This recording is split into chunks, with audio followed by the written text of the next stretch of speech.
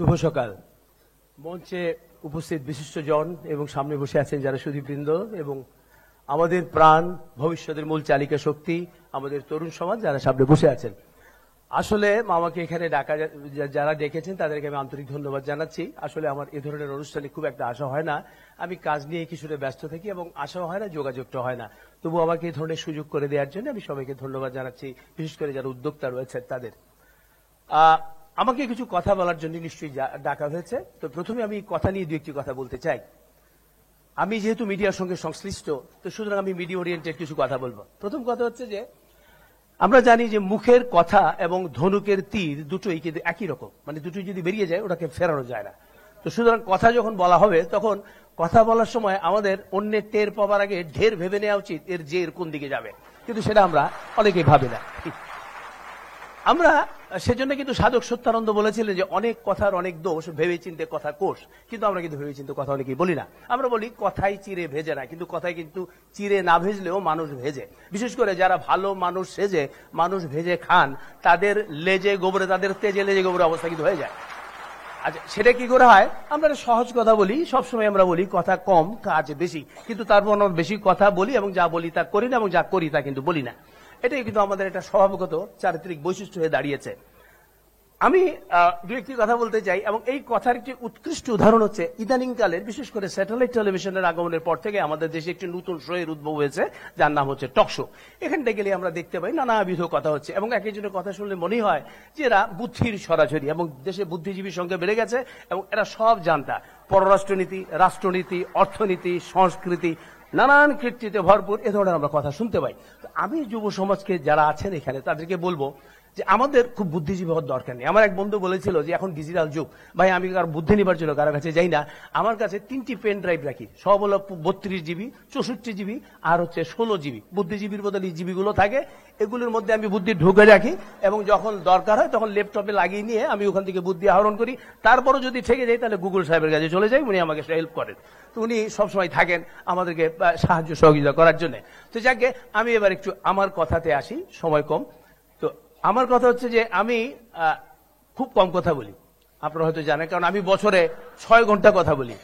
365 দিনে আমি 6 দিন প্রোগ্রাম করি টেলিভিশনে। দেশে প্রায় 30-এর অধিক চ্যানেল রয়েছে এবং বাংলাদেশ টেলিভিশন রয়েছে, সাথে বিডিবি ওয়ার্ল্ড রয়েছে। তারপরও কিন্তু আমার মতো একটি লোক 6টি ঘন্টা অনুষ্ঠান করি, এবং বছরে 6 বার আমি টেলিভিশনে আসি, এবং সে কারণে আবার 6টি ঘন্টা আমার অনুষ্ঠান করা হয়। এবং এই অনুষ্ঠানগুলি আমি করি হচ্ছে প্রান্তিক অনুযায়ী, অর্থাৎ প্রতি 5ম শুক্রবারে একবার করে আমরা এই অনুষ্ঠানগুলো করি। এবং আমরা এই অনুষ্ঠানগুলো করতে গিয়ে আমি বলতে চাই এটাই যে আমরা যে মিলেনিয়াম সহস্রাব্দ যে উন্নয়নের যে লক্ষ্যমাত্রা, এটা বোধহয় আমার অনুষ্ঠানটি স্পর্শ করেছে। পাশাপাশি এই যে এখন যেটা আমরা চলে এসেছি যে সাস্টেনেবল গোল, যেটা টেকসই, যেটা এখানেও কিন্তু আমার অনুষ্ঠানে চলে আসছে। এই টেকসই শব্দটা কিন্তু অত্যন্ত সুন্দর একটি শব্দ। আমি এই জন্যই বলবো যে টেকসই আমার অনুষ্ঠানটি আপনাদের কারণেই 30 বছর ধরে চলছে। সুতরাং কিছুটা বোধহয় টেকসই দিকে যাচ্ছে এখন পর্যন্ত যা দেখতে যাচ্ছি। কারণ আমাদের দেশের টেলিভিশনগুলো তাকালে দেখা যায় যেখানে রিয়েলিটি শোতে ভরপুর থাকে, কিন্তু রিয়েল ট্যালেন্ট পাওয়া যায় না, অর্থাৎ এই শোগুলো টেকসই না, যে কারণে আমরা ওভাবে পাই না আর কি। আমরা আমাদের এই অনুষ্ঠানটি করতে গিয়ে দেশের প্রত্যন্ত অঞ্চলে আমাদের ইতিহাস, ঐতিহ্য, সভ্যতা, সংস্কৃতি এগুলোকে তুলে ধরার চেষ্টা করি, এবং বিভিন্ন জায়গায় ঘুরি, এবং যেই ট্যালেন্টগুলো, প্রতিভাগুলোকে সামনে দেখা যায় না, গ্রামেগঞ্জে থাকে, যাদের খুঁজে আনতে হয়, তাদেরকে আমরা খুঁজে আনতে চেষ্টা করি। আমি 2-1টি উদাহরণ দিচ্ছি। যেমন ধরুন গহের আলী, ইনি একজন ভিক্ষুক ছিলেন, যার জীবিকা হচ্ছে ভিক্ষান্ন। তিনি তালের বনদ এবং ফলদ গাছ তিনি লাগাতে পারতেন না, তার অর্থ ছিল না। তিনি তালের আটি সংগ্রহ করতেন বিভিন্ন বাড়িতে গিয়ে গিয়ে ভিক্ষের সঙ্গে, এবং সেগুলো ভীমপুর বলে একটি জায়গা আছে নওগাঁ রাজশাহী সড়কের দুপাশে, সেখানে সেই তালের আটি তিনি লাগাতেন এবং সেই তাল গাছ লাগাতেন। কিসের জন্য? তিনি যখন ভিক্ষে করতে যেতেন তার প্রচন্ড কষ্ট হতো, রোদ থাকতো, সেজন্য ছায়া দরকার, ছায়ার জন্য কোনো গাছ ছিল না। সেই বোধ থেকে তিনি 18,000 তাল গাছ লাগিয়েছেন, এবং সেই তাল গাছগুলো টেকসই। এই জন্য টেকসই, সেই গাছ কিন্তু এখন আমাদেরকে ছায়া দিচ্ছে। পথিক, ক্লান্ত পথিক সেখানে দাঁড়িয়ে কিন্তু ছায়া পাচ্ছেন। এবং আমি আনন্দিত এই জন্য যে মাননীয় প্রধানমন্ত্রী 2009 সালে প্রথম যখন পরিবেশ পদক দেওয়া হয়, তিনি পরিবেশ সংরক্ষণে প্রথম পরিবেশ পদক পেয়েছিলেন, এবং মাননীয় প্রধানমন্ত্রীর পাশে থেকে তিনি সেই পুরস্কারটি নিয়েছিলেন। এবং আরেকটু উদাহরণ আমি দিতে চাই, সেটি হচ্ছে পলান সরকার। পলান সরকারের নাম আপনারা অনেকেই জানেন, যিনি কিন্তু শহরে কিন্তু মানুষকে বই পড়তে উদ্বুদ্ধ করেনি। শহরের থেকে গাড়ি দিয়ে বাড়ি বেরিয়ে তা নয়, কিন্তু গ্রামে গ্রামে হেঁটে হেঁটে 30 কিলোমিটার পথ হেঁটে হেঁটে তিনি বিভিন্ন জায়গায় বই দিয়েছেন, যুব সমাজকে উদ্বুদ্ধ করার জন্য, জ্ঞানের আলো বিকিরণ করার জন্য তিনি বই দিয়েছেন। এবং সেই বইগুলো, এবং যাদের পড়া শেষ হয়ে গেলে তিনি সেই বইগুলো ফেরত আনতেন। এবং সবচেয়ে বড় কথা, 2011 সালে এই পলান সরকার কিন্তু আমাদের প্রচার কল্যাণে তিনি 21 পদক পেয়েছিলেন। এবং 2014-তে 20 সেপ্টেম্বর ইম্প্যাক্ট জার্নালিজম ডেতে সারা পৃথিবীর বিভিন্ন পত্রিকাতে তার উপরে স্টোরি হয়েছিল এবং তার উপরে প্রতিবেদন ছাপা হয়েছিল। এই সেই পলান সরকার, কিন্তু তাকে কিন্তু আমাদের কেউ খুঁজে বের করেনি। আমরা চেষ্টা করেছিলাম খুঁজে বের করতে। আমি আরেক দুই একটি উদাহরণ দিতে চাই। ছোট্ট একটি ছেলে, তার নাম হচ্ছে হালিম। তিনি 3 বার গিনেস বুক অফ ওয়ার্ল্ড রেকর্ডসে তার নাম লিখিয়েছেন এবং তাকে আমরা দেখিয়েছি। সে কিন্তু তরুণ, তার বয়স হচ্ছে 22 বছর, এবং সেভাবে তিনি একের পর এক সাধনা করে গেছেন। কোনো স্পন্সর পাননি, তারপরও চলে গেছেন। এবং আমরা আরেকটি নাম বলতে চাই, আমি নিশাত এবং মুহিত, তাকেও আমরা দেখিয়েছি। এবং আমি অত্যন্ত ভাগ্যবান, এই মুহিত নিশাত যাবার আগে আমাদের কাছে এসেছিলেন এবং আমরা বলেছি যতটুকু পৃষ্ঠপোষকতা করা দরকার আমরা চেষ্টা করব। এবং তারা, আমি অত্যন্ত ভাগ্যবান যে এভারেস্টের চূড়ায় আমাদের ইত্যাদির লোগোটা নিয়ে গিয়েছিলেন। আমি এখনো সেজন্য অত্যন্ত আনন্দ বোধ করি নিজেকে। এরপরে ধরুন রয়েছে গ্রিন সেভার্স। গ্রিন সেভার্স হচ্ছে যারা হচ্ছে সবুজায়ন করে ঢাকা শহরকে। অনেকে হয়তো নাম শুনেছেন, অনেকে দেখেনি। কারণ আমরা যাদের চেহারা টেলিভিশনে দেখি মনে করি বাংলাদেশের তাবদ কাজ বোধহয় তারাই করছেন, বাকি আর কেউ কোনো কাজ করে না। কিন্তু আমি জানি এখানে অনেক তরুণরা আছেন যারা অত্যন্ত প্রত্যয় সম্পন্ন, যারা অত্যন্ত ভালো কাজ করেন, এবং গ্রামে গঞ্জে যারা অত্যন্ত বলিষ্ঠ ভূমিকা রাখেন তাদের আপন আপন কাজে। যেমন গ্রিন সেভার্স, তারা 300 কৃষকের সন্তান। তারা বাংলাদেশের বিভিন্ন বিশ্ববিদ্যালয়ে পড়েন, এবং এই বিশ্ববিদ্যালয়ে পড়া অবস্থায় এই কৃষকের সন্তানরা একাত্ম হয়েছেন, তারা কৃষি কাজ করবেন। তারা কি করেছেন? তারা নগর কৃষি করেছেন। আমাদের প্রয়াত উপস্থাপক যিনি ছিলেন এবং মেয়র যিনি ছিলেন আনিসুল হক সাহেব, তিনি তাদেরকে ঢাকা শহর নগরায়ন সবুজায়ন করার জন্য কিছুটা দায়িত্ব দিয়েছিলেন, এবং তারা নগর কৃষি এবং ছাদ কৃষি করেছেন। এবং তারা কি করেন? তারা বলেন, তাদের স্লোগানটা হচ্ছে এই যে আমাদের গরজে আপনার খরচে। যেহেতু তার কাছে টাকা নেই, তো অন্যের খরচটা নিয়ে তারা গরজ করে আপনার ছাদকে সাজিয়ে দেবে। এটা এমন নয় যে আপনার বাগান করেছেন, আমি গিয়ে টেলিভিশনে বললাম, ভাই আপনি কটা কলা গাছ লাগিয়েছেন, আপনি কটা আপেল লাগিয়েছেন, আপনি কটা সবরি লাগিয়ে, এটা কিন্তু নয়। ওরা নিজেরা এই বাগানটা গড়ে দেয়। তো সুতরাং এদের কাজ এবং অন্যদের কাজ, টেলিভিশন মিডিয়ায় যারা আমরা কাজ করি তাদের কাজের মধ্যে পার্থক্য আছে। আমরা শুধু তুলে ধরি, কিন্তু এই ছেলেগুলো, এই তরুণরা, 300 তরুণ মিলে এই ঢাকা শহরকে সবুজায়ন করছে। এমনি ভাবে আরো রয়েছে। আমরা কিছুদিন আগে গিয়েছিলাম নীলফামারীতে। আমি দেখেছি যে মঙ্গাপীড়িত এলাকা, যেখানে বলা হয়, আগে বলতো আমাদেরকে মঙ্গাপীড়িত, এখন আমরা বলি দীপ্তিমান নীলফামারী শিল্পনগরী হয়ে গেছে সেটা। এবং সেই অসহায় মেয়েরা যারা আপনার লেখাপড়া জানে না, তারা পৃথিবীর বিশ্বখ্যাত ব্র্যান্ডেড সব জিনিস বানাচ্ছে। মাইকেল কোরের ব্যাগ বানাচ্ছে, তারা দেখেছি আমি গুচির চশমা বানাচ্ছে, তারা চমৎকার চমৎকার সব গাড়ি বানাচ্ছে, ওডি গাড়ি বানাচ্ছে, ফেরারি গাড়ির মডেল বানাচ্ছে। এবং আমি অত্যন্ত আপ্লুত হয়ে গেছি তাদের কাজ দেখে। অর্থাৎ আমাদের তরুণদেরকে যদি ঠিকভাবে গাইড করা যায় তাহলে কিন্তু তারা পারে। আমরা সবসময় বলি যে শুধু তরুণই করবে, কেন বুড়োরা কি হয়েছে, প্রবীণদের কি হয়েছে? প্রাজ্ঞ, আমার একটা কথা হচ্ছে প্রজ্ঞা হচ্ছে জ্ঞান, এবং আমাদের যারা প্রবীণ আছেন তাদের রয়েছে জ্ঞান, আর তরুণদের রয়েছে শক্তি।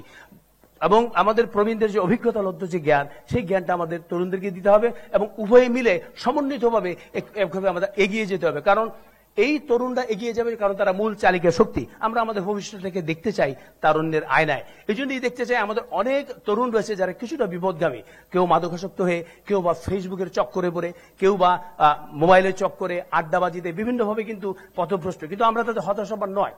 এই জন্য আমরা হতাশ হতে চাই না, কারণ আমরা জানি যে বন্যার সময় কিন্তু বানের জলে অনেক কিছু ভেসে আসে, আবর্জনা, তা কিন্তু ভেসেই চলে যাবে, কিন্তু নিচে যেটা থাকে সেটা হচ্ছে পলি। এবং আমাদের যুব সমাজ হচ্ছে সেই পলি, এবং তাদের দিয়েই আমরা আগামী দিন এগিয়ে যাব।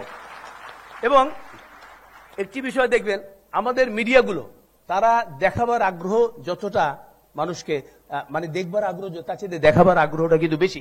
আপনি দেখবেন যে আমাদের এখানে আত্মপ্রচারটা বেশি। পৃথিবীর কোন দেশের কোন চ্যানেলের মালিককে কিন্তু আমরা চিনি না। আমরা কিন্তু স্টার প্লাস, আমরা আল জাজিরা, আমরা বলেন বিবিসি, সিএনএন, ইভেন আপনি আমাদের পার্শ্ববর্তী দেশ চিনি, কিন্তু বাংলাদেশের যে কোনো চ্যানেলের মালিক থেকে শুরু করে আত্মীয় পরিজনকে অনেকেরই আমরা চিনি, কিন্তু আর কোথাও চিনি। আপনি চিন্তা করবেন, রুপার্ট মার্ডক পৃথিবীর প্রায় 150-র বেশি মিডিয়া কিন্তু তার নিয়ন্ত্রণে রয়েছে, এবং তার একটি সংবাদে কিন্তু পৃথিবীর নড়ে ওঠে। সেই লোককে কিন্তু আমরা কি হচ্ছে, তাই কিন্তু সে কিন্তু মিডিয়া বাচ্চা, তাই কিন্তু আমরা চিনি না। কিন্তু বাংলাদেশের যে কোনো চ্যানেল খুলবেন, প্রথমে তার আত্মীয় পরিজন দেখবেন, নয় মালিককে দেখবেন, তারা আছেই। কিন্তু তাদের উচিত কি, সামাজিক দায়বদ্ধতা নিয়ে কাজ করা। আমাদের মিলেনিয়াম ডেভেলপমেন্ট বলেন, আমাদের সাস্টেনেবল ডেভেলপমেন্ট বলেন, এক্ষেত্রে তাদের অত্যন্ত ভূমিকা রয়েছে। বাংলাদেশ টেলিভিশনকে আমরা বলি যে, আমি এখনো কিন্তু ওখানে আছি, আমি ওখানেই ছিলাম, ওখানে আছি, যে কদিন থাকবো ওখানেই থাকবো, কারণ আমি মনে করি ওটা হচ্ছে সব জায়গায় যেতে পারবে। আমরা তো চেষ্টা করছি অনুষ্ঠানে মানুষকে দেখাতে, সেই দেখাতে হলে আমাকে রুরাল এরিয়া যেতে হবে, একদম গ্রামের গহীনে চলে যেতে হবে। আমি শহরে বসে কিছুক্ষণ আমাদের দেশে হয় কি দেখা গেল শহরের টেলিভিশনে কৃষি অনুষ্ঠান রাত 9:30, তখন বাংলাদেশের কৃষক সব ঘুমিয়ে যায়, ওরা ওটারে ভোর রাত্রে। আপনি দেখবেন আমাদের দেশের কৃষি অনুষ্ঠানের মধ্যে থাকে ইমেল অ্যাড্রেস থাকে, www মেলা কিছু থাকে, ওই কৃষক তো কিছুই বোঝে না, ওই বেচারা গিয়ে ঘুমিয়ে থাকে। তো আমাদের করতে হবে যে জিনিসটা লোকে বুঝবে সেভাবে কিন্তু কাজটা করতে হবে। আমি বোধহয় সময় বেশি নিচ্ছি নাকি, বলবো নাকি বলে যাবো? আচ্ছা আচ্ছা, আবার আসেন আপনি, ইদানিং আমার এক বন্ধু আর কি পত্রিকার পাতা খুলেই উনি বললেন ইন্নালিল্লাহ। আমি বললাম তুমি ইন্নালিল্লাহ বড় কেন? কয়েকটু পরে ঘরে দেখবো গুম খুন মরা খুন নিহত আহত এই দেখবো। তো ভাই তো আগে থেকে পরে ঠিক হয়ে নিচ্ছি। তো আপনি দেখেন যে আমাদের যেভাবে সড়ক দুর্ঘটনা ঘটছে, কিছুদিন আগে আমাদের শিশুরা, আমি বলবো শিশু, ওরা কিশোররা, ওরাই কিন্তু আমাদের শিখিয়ে দিয়েছে কিভাবে আইন মানতে হয় এবং কিভাবে আইন মানাতে হয়, দুটোই কিন্তু ওরা আমাদের শিখিয়ে দিয়েছে। তারপরেও কিন্তু আমাদের কিছুটা চোখ খুলেছিল, আমরা স্কাউট আনলাম, রাস্তায় রাস্তায় দাঁড়িয়ে থাকলো, ড্রেস পরে সব লাইন টাইন করলো, আবার কিছুদিন পর এখন নাই, আবার যাহা 52 তাহা 53, ওইভাবেই কিন্তু চলছে। তো আমাদের কিন্তু এই বললাম যে কথা বেশি, কথাটা কমিয়ে দিয়ে কাজের দিকে মনোনিবেশ করতে হবে। যত বেশি কথা হবে কাজ কিন্তু গুবলে লেগে যাবে। তো সুতরাং আমরা এই কাজগুলি করছি না। সুতরাং আমাদের এই অসঙ্গতি, এই অনিয়ম, এগুলিকে নিয়মিত অনিয়মগুলোকে, আমাদের নিয়মিত অনিয়মগুলোকে বাদ দিয়ে দিতে হবে, আমাদের নিয়মের মধ্যে চলতে হবে। আর এই নিয়ম রক্ষা করতে পারে কে? আমরা তো বললামই যে কিছুদিন আগে আমরা দেখেছি যে শিশুরা কি করেছে, কিশোররা কি করেছে, আমরা কিন্তু নিয়ম মানতে জানি। আমি বিদেশে দেখেছি আমাদের এখানে দুটো করে সিগন্যাল, ম্যানুয়াল সিগন্যাল এন্ড আরেকটা ইলেকট্রিকের সিগন্যাল।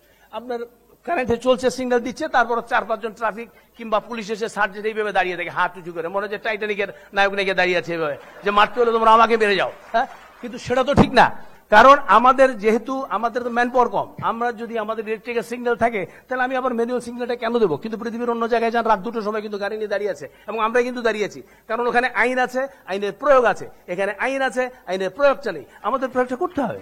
এবং এই করতে গেলে আমাদের যুব সমাজকে এগিয়ে আসতে হবে, এবং যারাই পারবে, আমরা সবসময় বলি যে এরাই পারবে।